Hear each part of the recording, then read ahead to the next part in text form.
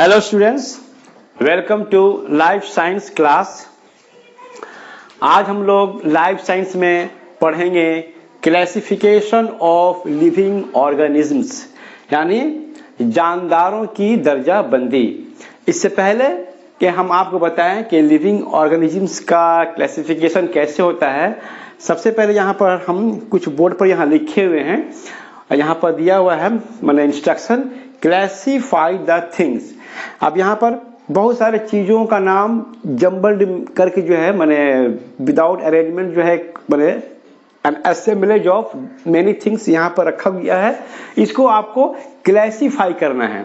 जैसे यहाँ पर देखिए नाम क्या क्या लिखा हुआ है, जैसे potato, orange, brinjal, lotus, books, lemon, pen, grapes, cauliflower, rice, copies, rose, pulses, tomato, marigold, pencil, banana और एक और लिख लीजिए यहाँ पर जैसे वीट। अब आपसे ये कहा जाए कि इतने सारे चीज जो है एक जम्बल्ड माने कंडीशन में है, तो इसको आपको क्लासीफाई कीजिए। आप कैसे क्लासीफाई कीजिएगा? जाहिर से बात है, इसको आप देखिएगा, देखने के बाद इसमें से पहले हम इसको क्लासीफाई करते हैं, उसके बाद हम देखते हैं। जैसे यहाँ पर देखिए पोटैटो, ये पोटैटो है, इसके बाद orange, brinjal, lotus, books, lemon, pen, grapes, cauliflower, rice, copies, rose, pulses, tomato. ठीक है, तो यहाँ पर अगर हम पोटैटो को पोटैटो को हम क्रॉस करते हैं, पहले पोटैटो, उसके बाद हो गया आपका ब्रिंजल माने बैगन, उसके बाद ये लोटस है, बुक्स है, लेमन है, पेन है, ग्रेप्स है, कॉलीफ्लावर, यहाँ पर इसको हम कर देते हैं इसको क्रॉस। उसके बाद कॉलीफ्लावर हो गया, उसके बाद राइस, कॉपीज, रोज, पल्सेस, इसको फिर टोमेटो, यहाँ पर मेरीगोल्ड, पेंसिल, बनाना, वीट। अब यहाँ पर चार चीज है, पोटैटो है, ब्रिंजल है, कॉलीफ्लावर है, टोमेटो है।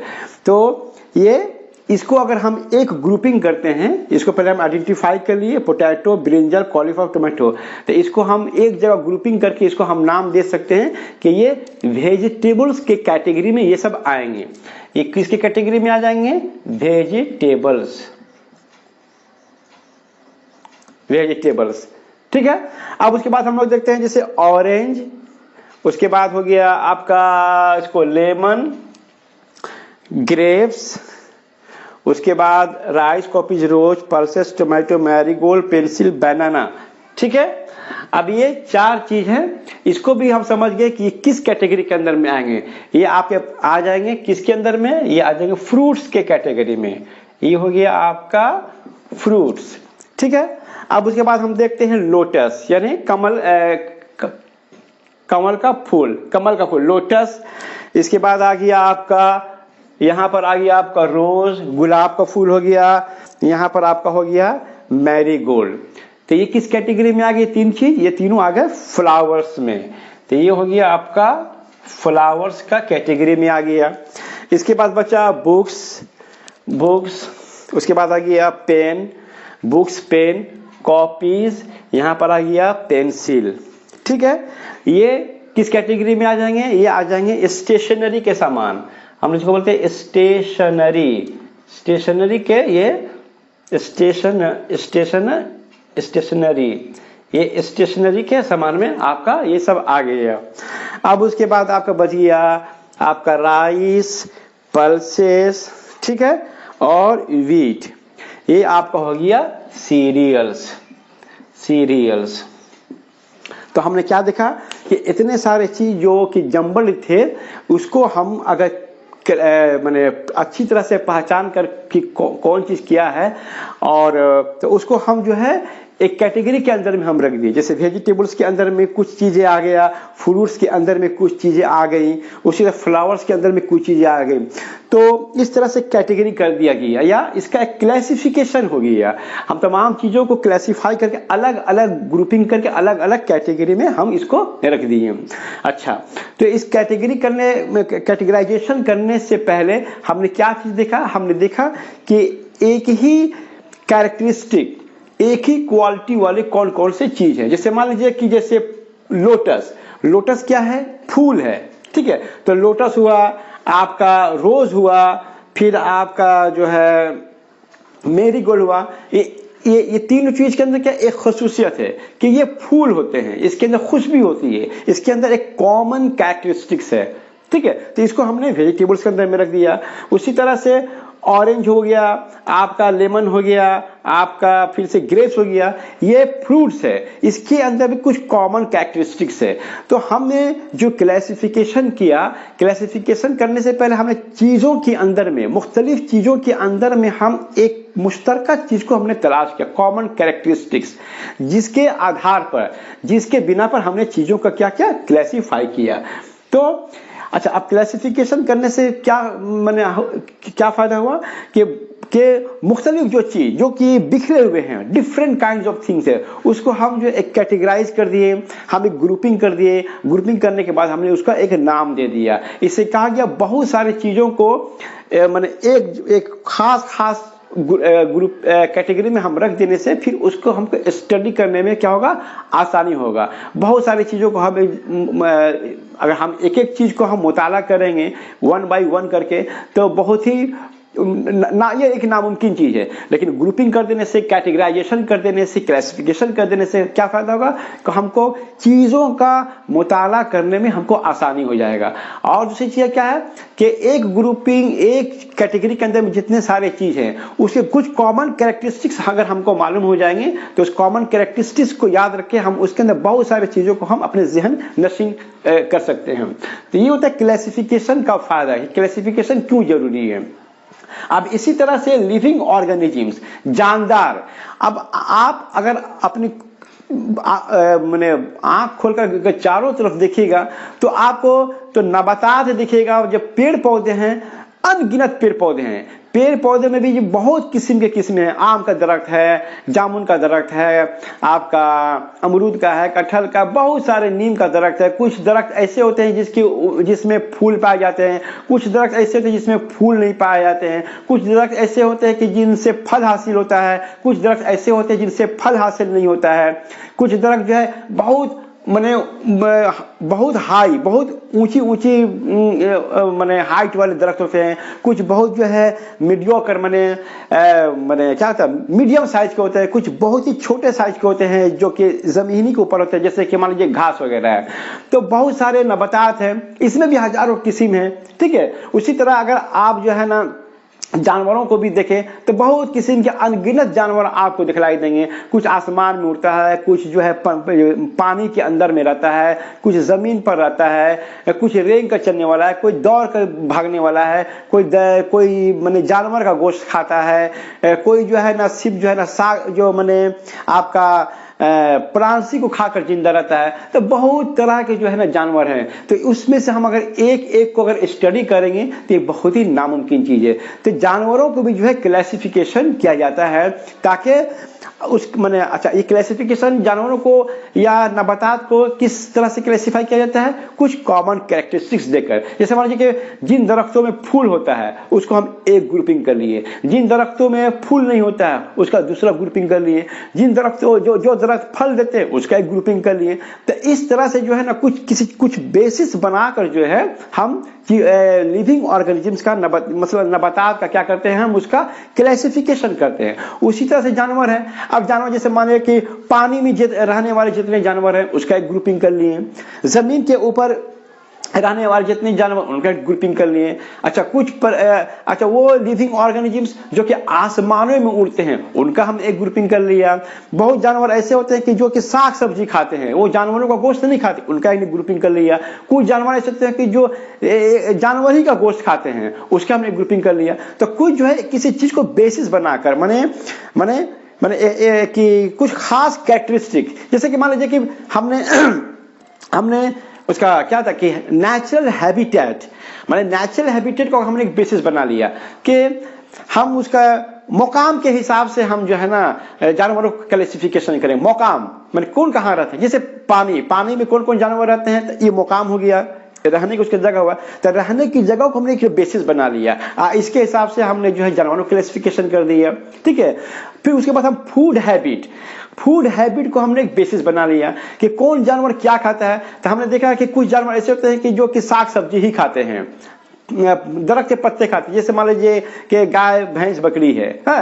तो ये फूड हैबिट के ऊपर जो है मैं कुछ जानवरों का लिस्टिंग कर लिया, ग्रुपिंग कर लिया, क्लासिफिकेशन कर लिया। कुछ जानवर ऐसे होते हैं कि जो दूसरे जानवर को मारकर उसका गोश्त खाते हैं, उसके मैंने क्लासिफिकेशन कर लिया। तो हम कुछ बेसिस बनाते हैं, अब बेसिस बनाकर उन जानवरों को क्या करते हैं, क्लासिफिकेशन करते हैं। अब क्लासिफिकेशन करने में क्या होता है, कुछ हम उसको कॉमन कैरेक्टरिस्टिक मिल जाता है। तो इस तरह से क्लासिफिकेशन से फायदा ये होता है कि बहुत सारे जो बिखरे हुए जो माने लिविंग ऑर्गेनिजम्स है उसका एक जो है ना सिस्टमेटिक एक ग्रुपिंग हो जाता है, उसके क्लासिफिकेशन हो जाता है, एक सिस्टम बन जाता है। और दूसरी बात क्या है कि इससे जो है ना माने एक ग्रुप के एनिमल्स को दूसरे ग्रुप के एनिमल के साथ हम फर्क करके उसको ठीक जो हम आइडेंटिफाई कर सकते हैं। और एक ही ग्रुप में बहुत सारे जानवर हैं, तो हम उस ग्रुप के जानवरों का कुछ कैरेक्टरिस्टिक्स पढ़ लेंगे तो उस कैरेक्टरिस्टिक्स के बिना पर हम उस ग्रुप के तमाम जानवरों का हम मुताला कर सकते हैं। तो क्लासिफिकेशन से ये फायदा होता है। तो क्लासिफिकेशन क्या है, क्लासिफिकेशन से ऑफ लिविंग ऑर्गेनिज्म में क्या है कि इससे ये फायदे होते हैं कि जानवरों का जो है मुताला करने में हमको आसानी होता है। अब हमको ये देखना है कि कौन कौन से जो है मतलब किस तरह से जानवरों का क्लासिफिकेशन शुरू में हुआ। सबसे पहले जो है एरिस्टोटल,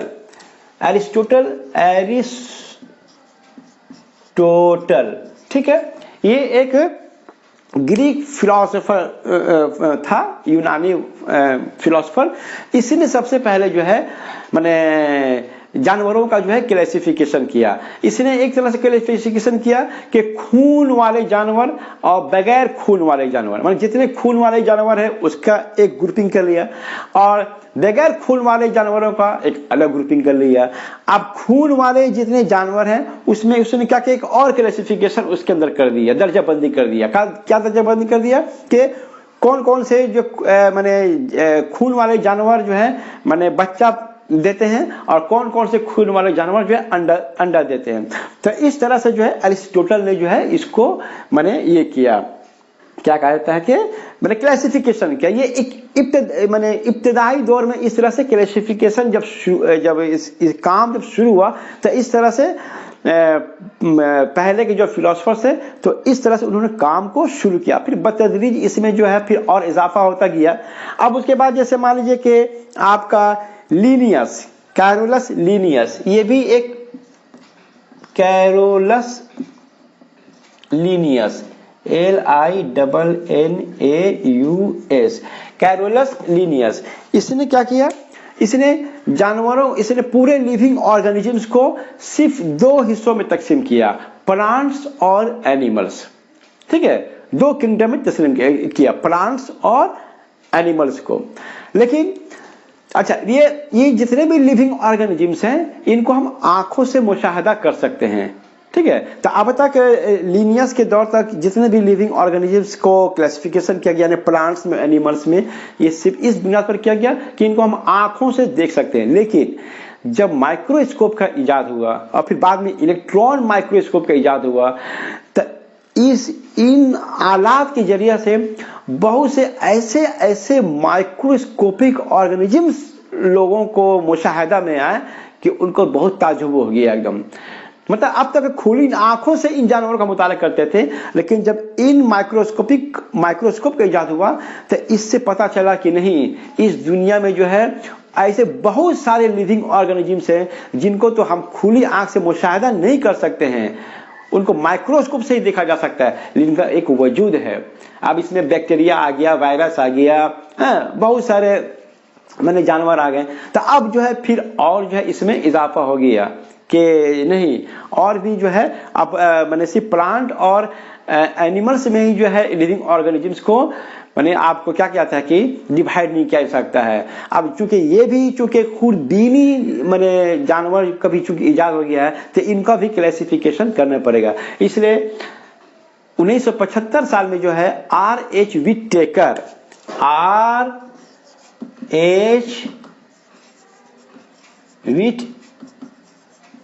विटेकर एक अमेरिकन साइंटिस्ट था, इसने जो है उस प्लांट और एनिमल्स जो अब तक जो किंगडम था उसमें और इसने 3 चीजों का इजाफा किया। अब हम इसके बाद हम लोग पढ़ेंगे कि RHV टेकर ने अपने जानवरों का, लिविंग ऑर्गेनिजम्स का किस तरह से क्लासिफिकेशन किया, क्या क्या चीजें उनमें और इजाद हुई। तो इसके बाद हम लोग इसको पढ़ते हैं।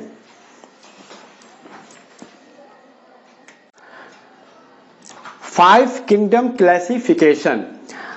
हमने कहा था कि जो लिनियस जो साइंसदान था उसने पूरे लिविंग ऑर्गेनिजम्स को सिर्फ 2 हिस्सों में तकसीम किया था, प्लांट्स में और एनिमल्स में। लेकिन जैसे ही खूरदबीनी जानवरों का इंकिशाफ हुआ तो बाद में RHV टेकर जो अमेरिकी साइंसदान था उसने दो जो किंगडम था अब तक प्लांट्स एनिमल्स का, उसमें 3 और नए किंगडम्स उसने जोड़ दिए। इसलिए RHV टेकर का जो क्लासिफिकेशन ऑफ लिविंग ऑर्गेनिजम्स है उसे हम कहते हैं 5 किंगडम क्लासिफिकेशन, यानी उसने 5 किंगडम बनाए। लिनियस ने सिर्फ 2 किंगडम बनाए थे, प्लांट्स और एनिमल्स, लेकिन RHV टेकर ने उसमें 3 और मजीद किंगडम्स का इजाफा किया। इस तरह से RHV टेकर का जो क्लासिफिकेशन ऑफ लिविंग ऑर्गेनिजम्स है उससे 5 किंगडम क्लासिफिकेशन करते हैं।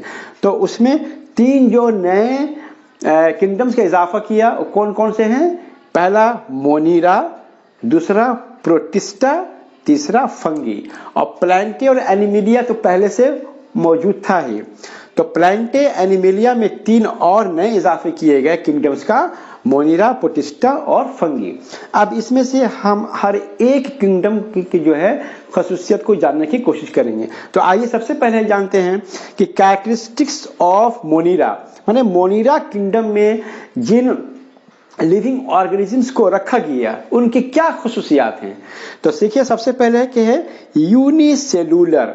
हम पहले ही बता चुके हैं कि जितने भी लिविंग ऑर्गेनिजम्स हैं, चाहे वो प्लांट हो या एनिमल्स हो, सबके अंदर में खुलिया जरूर पाया जाएगा।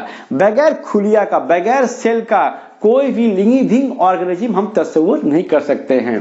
तो मोनीरा जो किंगडम में जो लिविंग ऑर्गेनिजम्स को जो रखा गया है उसका पहला खसूसियत ये है कोई यूनिसेलुलर होते हैं, यानी उनके जिस्म में सिर्फ एक ही सेल मौजूद होता है, एक खुलिया मौजूद होता है, 2 नहीं होते, इसलिए उसको हम कहते हैं यूनिसेलुलर। दूसरा खसूसियत क्या है? प्रोकैरियोटिक। प्रोकैरियोटिक का मतलब हुआ कि उसके खुलिया में जो है न्यूक्लियस नहीं पाया जाता है, न्यूक्लियस गैर हाजिर होता है। जो जिस खुलिया के अंदर में न्यूक्लियस गैर हाजिर हो, न्यूक्लियस मौजूद ना हो या न्यूक्लियस नहीं पाया जाता हो, उस सेल को कहते हैं हम प्रोकैरियोटिक सेल। और जिस सेल के अंदर में न्यूक्लियस हाजिर रहता है, न्यूक्लियस मौजूद होता है, उस सेल को कहते हैं हम यूकैरियोटिक। तो इसमें क्या हुआ? प्रोकैरियोटिक, माने इसमें न्यूक्लियस नहीं पाया जाता है। ठीक। तीसरा क्या है? Absence of cell organelles. जो सेल होते हैं, सेल के अंदर में जो है न्यूक्लियस तो पाया जाता है, इसके अलावा और भी बहुत सारे स्ट्रक्चर्स उसके अंदर में पाए जाते हैं, जिसको मजमूई तौर पर हम लोग कहते हैं सेल ऑर्गेनेल्स। जब सेल जो चैप्टर जब पढ़ेंगे हम लोग उसमें क्या क्या उसके एक सेल के अंदर बहुत सारे और क्या क्या चीजें पाई जाती है, तो वहां उसको हम लोग पढ़ेंगे। ठीक है। तो सेल ऑर्गेनेल्स न्यूक्लियस के अलावा, न्यूक्लियस तो पाया नहीं जाता है पर और भी उसके अंदर जो स्ट्रक्चर्स नहीं पाए जाते, जैसे मान लीजिए कि लाइसोसोम, साइटोप्लाज्म, आपका क्या कहता है कि Golgi body, endoplasmic reticula, mitochondria, plastids और भी तमाम ऑर्गेनिज्म ये उसके अंदर में नहीं पाए जाते हैं। चौथा क्या है? मोड ऑफ, माने ये क्या कहता है, ये फूड टेकिंग, माने किस तरह से ये लोग जो है ग़िज़ा हासिल करते हैं। तो मोनीरा में बाज लिविंग ऑर्गेनिजम्स ऐसे होते हैं जो ऑटोट्रोफिक होते हैं। ऑटोट्रोफिक का मतलब होता है वो खुद से ग़िज़ा तैयार कर लेते हैं, खुद से ग़िज़ा तैयार कर लेते हैं, किसी दूसरे लिविंग ऑर्गेनिज्म से या किसी दूसरे जानदार से ग़िज़ा हासिल करने की जरूरत उसको नहीं पड़ती, खुद से ग़िज़ा बना लेते हैं। और बाज़ माने जानदार ऐसे इसके अंदर होते हैं जो हिट्रोट्रॉफिक होते हैं, यानी खुद से ग़िज़ा नहीं बना सकते बल्कि दूसरे के बने बनाए ग़िज़ा को हासिल करके जिंदा रहते हैं। इसको कहता है mode of nutrition, mode of nutrition. उसके बाद है 5 नंबर में मोड ऑफ रेस्पिरेशन, मतलब ये जिंदा मतलब किस तरह से रहते हैं। तो कुछ जानदार इसमें ऐसे होते हैं जो एरोबिक होते हैं। एरोबिक का मतलब क्या होता है कि जिंदा रहने के लिए इन्हें सांस लेने की जरूरत पड़ती है, मतलब इन्हें ऑक्सीजन की जरूरत पड़ती है। जैसे हम लोग हैं, हम इंसान क्या है, वी आर एरोबिक, मतलब हम लोग सांस जब लेते हैं तो हमारे इंस्पिरेशन के दौरान जो है माने ऑक्सीजन गैस जिस्म के अंदर में फेफड़ों में दाखिल होता है। ऑक्सीजन हम लोग को अगर नहीं मिलेगा तो हम लोग मर जाएंगे, तो हम लोगों को कहा जाता है एरोबिक। तो इसमें बाज़ जानवर ऐसे थे जो एरोबिक होते हैं, मतलब जिंदा रहने के लिए इनको ऑक्सीजन की जरूरत पड़ती है। अब बाज़ जानवर ऐसे होते हैं जिसको ऑक्सीजन की जरूरत नहीं पड़ती है, उससे हम कहते हैं एनएरोबिक। अच्छा, उसके बाद है 6 नंबर में रिप्रोडक्शन, मतलब इनमें तौलीदगी कैसे होती है। तो इसमें मोड ऑफ रिप्रोडक्शन क्या है, बाइनरी फिशन। बाइनरी फिशन का मतलब क्या होता है, जैसे कि ये क्या कहता है कि वो जो है सेल जो है वो अपने आप जो है 2 टुकड़ों में जो है तकसीम हो जाता है, एक सेल से दूसरे सेल जो है तैयार, एक सेल का डिवीजन होता है तो दूसरा सेल तैयार हो जाता है, इसको बाइनरी फिशन कहते हैं। तो ये है मोनिरा किंगडम में इस तरह के जानवरों को रखा गया है, जानदार को रखा गया है जिसके अंदर ये तमाम जो है खसूसियात मौजूद होते हैं। अब इसके एग्जांपल्स क्या हैं, इस एग्जांपल में बैक्टीरिया जैसे विब्रियो कोलेरे और बैक्टीरिया है। तो बैक्टीरिया को याद रखिएगा, बैक्टीरिया मोनिरा के अंदर में पड़ता है। इसी तरह से कुछ ब्लू ग्रीन एल्गी भी इसके अंदर पाए जाते हैं। तो ये था आपका मोनिरा किंगडम का कैरेक्टरिस्टिक्स। अब हम लोग पढ़ेंगे कैरेक्टरिस्टिक्स ऑफ प्रोटिस्टा, माने प्रोटिस्टा किंगडम में किन लिविंग ऑर्गेनिजम्स को रखा गया है, या प्रोटिस्टा किंगडम के जो लिविंग ऑर्गेनिजम्स है उनके क्या क्या खसूसियात है, क्या क्या कॉमन कैरेक्टरिस्टिक्स हैं। पहला यूनिसेलुलर, माने इस किंगडम के भी जितने लिविंग ऑर्गेनिजम्स है वो यूनिसेलुलर होते हैं, उनके जिस्म में सिर्फ एक ही सेल पाया जाता है। दूसरा है यूकैरियोटिक, मतलब इनके सेल के अंदर में न्यूक्लियस पाया जाता है। मोनिरा में क्या था, प्रोकैरियोटिक, उसके सेल में न्यूक्लियस नहीं था। यहाँ पर क्या है, इसके सेल में न्यूक्लियस पाया जाता है। 3 number presence of cell organelles, इनके सेल में दिगस और भी जो है कुछ स्ट्रक्चर्स पाए जाते हैं, जैसे कि endoplasmic reticulum, lysosome, mitochondria, Golgi bodies वगैरह वगैरह। ये चीज वहां एब्सेंट था मोनिरा में। अच्छा, मोड ऑफ न्यूट्रिशन माने खाना पीना ये लोग कैसे करते हैं, तो कुछ ऑटोट्रॉफ्स होते हैं जिसमें एल्गी पड़ते हैं, माने खुद से ग़िज़ा बना लेते हैं। और कुछ जो है हिट्रोट्रॉफ्स होते हैं, माने खुद से ग़िज़ा नहीं बना पाते हैं, इसलिए दूसरे के बने बनाए ग़िज़ा से जो है ग़िज़ा हासिल करते हैं। तो अब इसमें देखिए हम ये यहाँ पर हम मोनिरा से और प्रोटिस्टा में अगर हम डिफ्रेंशिएट करने की कोशिश करेंगे तो एक ही जो है डिफ्रेंशिएशन यहाँ पर ये आ रहा है कि ये इनका सेल वो प्रोकैरियोटिक होता है और ये यूकैरियोटिक होता है। बाकी दोनों ही किंगडम्स में के जानवर में क्या है, कॉमन कैरेक्टरिस्टिक्स है, वो भी यूनिसेलुलर है और ये भी यूनिसेलुलर है। वो भी मोड ऑफ न्यूट्रिशन, वहां भी ऑटोट्रॉफ्स था, यहाँ भी ऑटोट्रॉफ्स है, वहां भी कुछ हिट्रोट्रॉफ्स है, यहाँ भी कुछ हिट्रोट्रॉफ्स है। तो हम ये क्लासिफिकेशन में हम एक चीज ये भी देख रहे हैं कि एक किंगडम में जितने जानदारों को रखा गया है और दूसरे किंगडम में जितने जानदारों को रखा गया है, तो उन दोनों के अंदर में कुछ जो है कॉमन कैरेक्टरिस्टिक्स उनके अंदर भी मौजूद हो सकता है, लेकिन उसको हम फर्क करेंगे, कोई वाइटल जो है डिफरेंस है। तो मोनिरा और प्रोटिस्टा में वाइटल डिफरेंस क्या है, वाइटल डिफरेंस है उसका सेल का टाइप होना, माने ये प्रोकैरियोटिक होते हैं और ये यूकैरियोटिक होते हैं, ये वाइटल डिफरेंस है। बाद बाकी तो सिमिलर कैरेक्टरिस्टिक्स दोनों के अंदर में मौजूद है। अच्छा, लोकोमोशन, यानी प्रोटिस्टा किंगडम के जितने जानवर हैं लिविंग ऑर्गेनिज्म से ये चलते कैसे हैं, माने इनका ये हरकत कैसे करते हैं। तो इसमें बाल जो जानवर ऐसे होते हैं जिसके जिस्म में हेयर लाइक स्ट्रक्चर पाया जाता है, बाल की तरह। हम लोग जिस्म के ऊपर सर पर जो बाल है तो बाल नुमा जो है कुछ स्ट्रक्चर पाए जाते हैं जिसको कहा जाता है सीलिया। तो इस और माने स्ट्रक्चर से क्या करते हैं, वो हरकत करते हैं, एक जगह से दूसरी जगह जाते हैं। उसी तरह से कुछ जानवरों में, कुछ जानदार में व्हिप लाइक स्ट्रक्चर्स होते हैं, जो चाबुक होता है मारने का, उसी के तरह स्ट्रक्चर्स होता है जिसको हम लोग बोलते हैं फ्लैजेला। इसका क्या नाम है, फ्लैजेला। और किसी के अंदर स्यूडोपोडिया, मतलब उसके डिफरेंट जो है ना बाजू एक तरह से जो है ना निकले होते हैं। तो ये माने इन जानवरों के हरकत के ये ऑर्गन्स हैं। अब कैरेक्टरिस्टिक्स ऑफ प्रोटिस्टा हो गया। अब इसमें कौन कौन से जानवर आते हैं, तो देखिए इसमें बाज प्रोटोजोअन्स है, जैसे प्रोटोजोअन्स। अब इसमें क्या है, अमीबा, पैरामीशियम और यूग्लिना।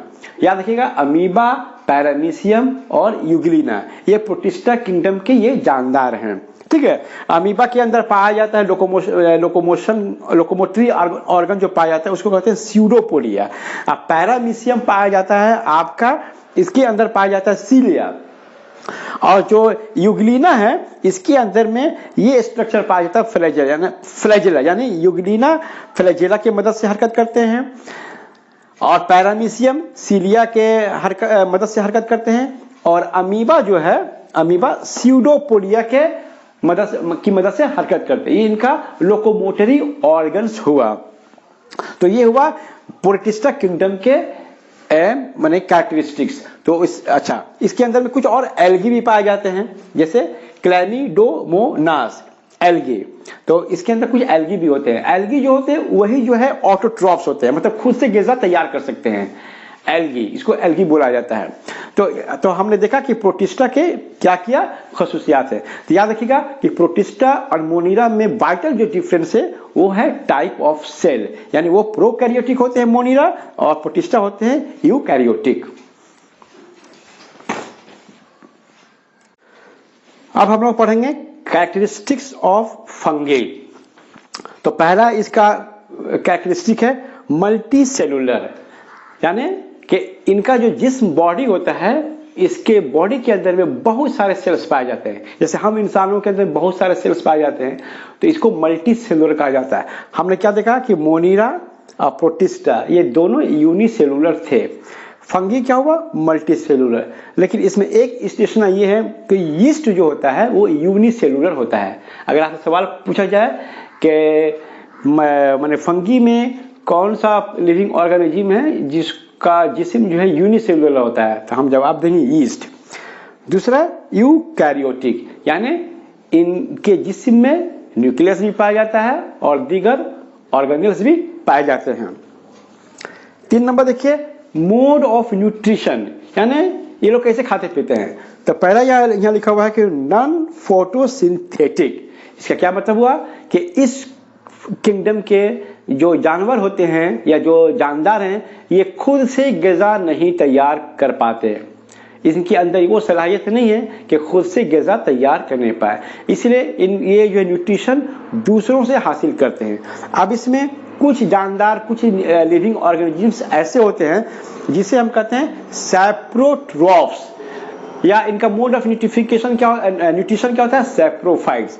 सैप्रोट्रॉफ्स इसको कहते हैं कि इसमें वो जानदार होते हैं जो डेड और डिकेइंग मैटर, यानी मुर्दार या सड़े गले जो मादे होते हैं वहीं पर पाए जाते हैं और उन्हीं से अपना ग़िज़ा हासिल करते हैं। जैसे मान लीजिए कि एक चील मर गया, कोई जानवर मर गया, उसका लाश फेंका हुआ पड़ा हुआ है, तो वहां पर ये सब जो है फंगी वहां पर ग्रो कर जाएंगे, वहां पर पाए जाएंगे और उनसे अपनी ग़िज़ा हासिल करेंगे। दूसरा क्या होता है, पैरासाइट्स, मतलब ये सड़े गले जगहों पर तो नहीं पाए जाते हैं लेकिन दूसरे के जिस्म से क्या करते हैं, ग़िज़ा को हासिल कर लेते हैं और उसी के जिस्म के अंदर में पड़े हुए रहते हैं। तो ये हुआ मोड ऑफ न्यूट्रिशन, मतलब नॉन फोटोसिंथेटिक। अच्छा, 4 नंबर पॉइंट देखिए कि इनका जो, चूंकि ये इनके में सेल पाया जाता है तो इनका जो सेल वॉल होता है, माने सेल की जो दीवार होती है वो काइटिन की बनी होती है। आमतौर से जो है प्लांट्स हो या एनिमल्स हो, उसका जो सेल होता है वो सेलुलोज का बना होता है, लेकिन इनकी जो सेल वाल है वो काइटिन की बने होते हैं। अच्छा, फंगी के ये जो बॉडी होता है, इनका जो जिस्म होता है, इसके जिस्म को हम लोग कहते हैं माइसीलियम। माइसीलियम, माइसीलियम का मतलब क्या हुआ कि फंगी के जिस्म को माइसीलियम कहते हैं। अब इसके जिस्म के अंदर में बहुत सारे थ्रेड लाइक स्ट्रक्चर्स, माने बाल नुमा कुछ स्ट्रक्चर्स पाए जाते हैं, जिसको हम लोग कहते हैं हाइफे। क्या कहते हैं? हाइफे। फंगी के जिस्म को माइसीलियम कहते हैं और उसके जिस्म पर कुछ थ्रेड लाइक स्ट्रक्चर्स पाया जाता है, जिसको हम कहते हैं हाइफे। अच्छा, 6 नंबर पॉइंट क्या है? रिप्रोडक्शन, माने ये कैसे ग्रो करते हैं, यानी इनके अंदर जो है यंग की पैदाइश कैसे होती है? स्पोर फॉर्मेशन के जरिए। ये जो हाइफे होते हैं ना, हाइफे जो कि हेयर लाइक स्ट्रक्चर है, हेयर लाइक स्ट्रक्चर, इसके मुंह के ऊपर जो है इस तरह से गोल एक स्ट्रक्चर पाया जाता है, जिसको स्पोरेंजियम कहते हैं। क्या कहते हैं? स्पोरेंजियम। स्पोरेंजियम, ये हेयर लाइक स्ट्रक्चर जिसको हम हाइफा कहते हैं, इसके ठीक माने एंड के ऊपर गोल एक स्ट्रक्चर पाया जाता है, जिसको स्पोरेंजियम कहते हैं, और इसी के अंदर में स्पोर्स होते हैं जो फिर बाहर निकल जाते हैं, और फिर इससे जो है रिप्रोडक्शन होता है, माने इससे फिर दूसरे फंगी पैदा होते हैं। अच्छा, अब इसके एग्जांपल्स क्या क्या है? म्यूकर, मशरूम, पेनिसिलियम, ये इसके एग्जाम्पल्स है। तो हमने देखा कि फंगी के क्या क्या खसूसियत है। तो फंगी में और मोनीरा और पोटिस्टा, ये 2 किंगडम है, और इस किंगडम में क्या माने सबसे बड़ा जो डिफरेंस क्या है, ये मल्टी सेलुलर होते हैं और ये लोग यूनिसेलुलर होते हैं। इस तरह से जो है, तो ये था फंगी के बारे में। अब इसके बाद प्लांटे और एनिमेरिया बच जाता है। तो प्लांटे का, प्लांट किंगडम का जो क्या क्या उसके फिर जो खसूसियात है, उसको हम अलग से पढ़ेंगे। तो आज का हमारा लेसन था क्लासिफिकेशन ऑफ लिविंग ऑर्गेनिजम्स के बारे में। हमने बताया कि ये क्लासिफिकेशन क्यों जरूरी है, इससे क्या फायदा है, इसकी इब्तिदा कैसे हुई, कौन कौन से साइंटिस्ट इसमें अहम रोल अदा किए, और फिर विटेकर ने 5 किंगडम जो क्लासिफिकेशन किया, उनके क्या क्या नाम है, मोनिरा, पोटिस्टा, फंगी, इन किंगडम्स में पाए जाने वाले जानदारों का क्या क्या खसूसियात था, ये तमाम चीजें आज हमने बता दिया। हम उम्मीद करते हैं कि हमारा लेसन आपको अच्छी तरह समझ में आया होगा। हमारे वीडियो को शेयर कीजिए, हमारे चैनल को लाइक कीजिए, बेल को दबाइए, ताकि जो है ज्यादा से ज्यादा लोगों तक हमारा वीडियो पहुंचे और ये लाइफ साइंस से फायदा उठाएं। Thank you very much.